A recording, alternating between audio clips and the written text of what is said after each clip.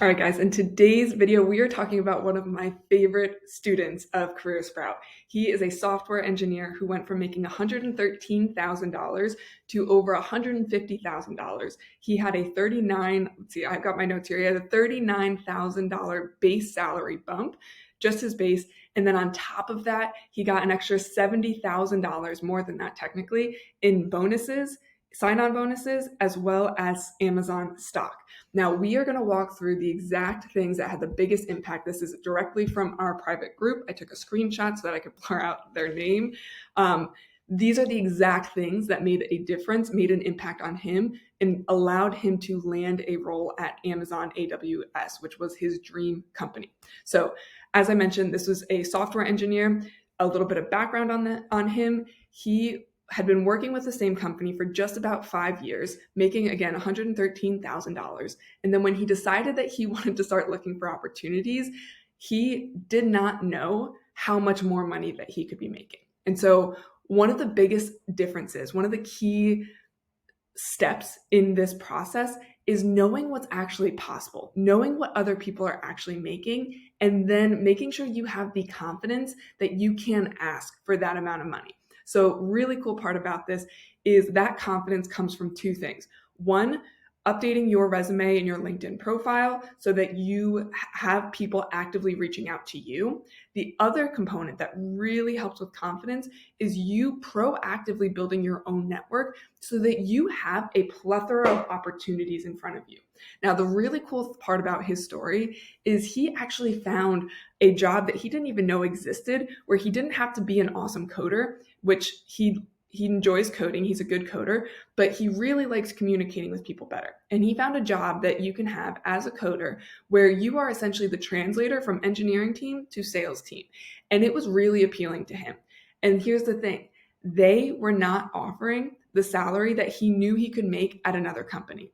And so what he did was he went and he decided he was able to make an actual honest decision based on what he really wanted, not out of survival mode. So he went by having people actively reaching out to him, by having the right resume and LinkedIn profile, and him proactively reaching out to companies that he wanted to work with.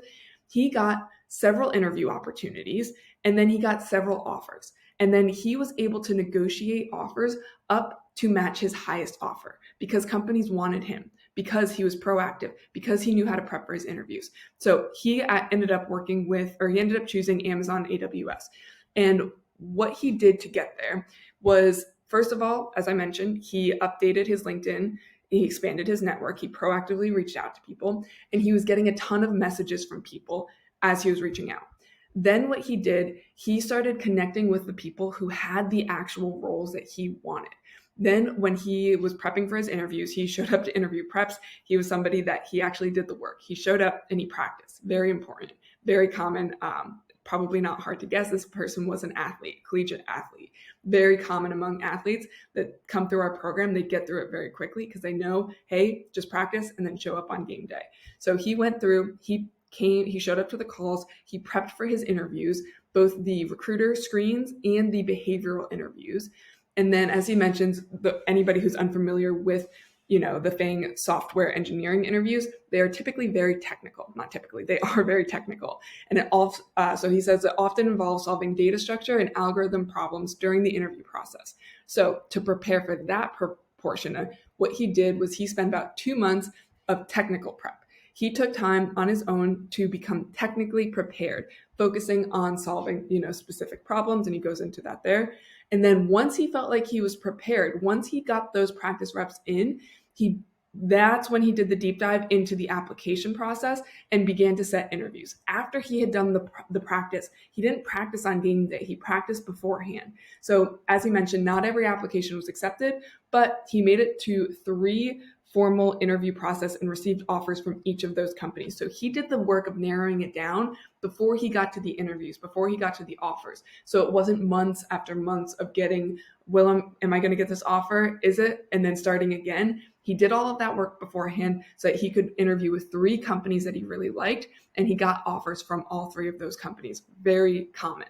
So as he mentioned, he wants to share the story to help everybody. If you're going through it right now, if you're just laid off, or if you're looking, you feel like you're underpaid, or you know that you could go be worth more, or you know that there's a better company for you that would give you better work-life balance or work-life harmony, as I actually like to talk about it.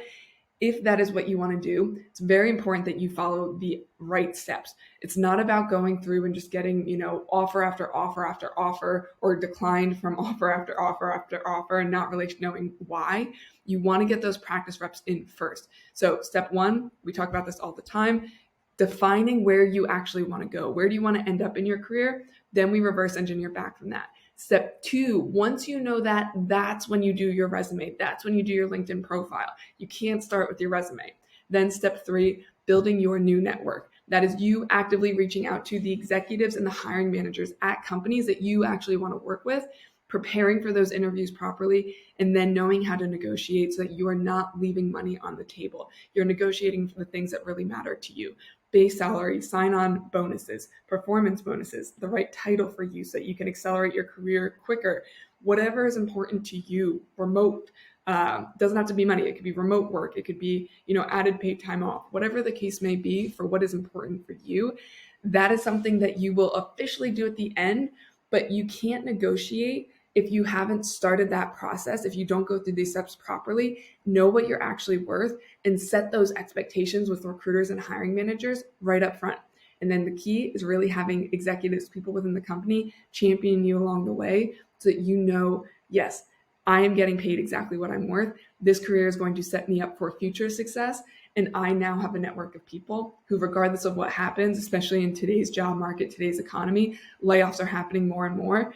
You don't have to worry about those things. Once you do this process once, you are able to use it forever. You are able to continue to network with people, and not network in the slimy way. This is just building actual relationships with people who can mentor you, people who can coach you, people who can help you further along your career path. So hopefully that was helpful. Hopefully that gave some added motivation to anybody, especially software engineers. We've had an influx of software engineers reaching out to us, feeling like they're underpaid, feeling like they could be paid more, feeling like they could have better work-life, harmony, all of those things. So if that is you, if you have any questions, feel free to email us, info@careersprout.com. Otherwise, I hope you guys are having a good one, and hopefully this motivated you a little bit today. Talk soon.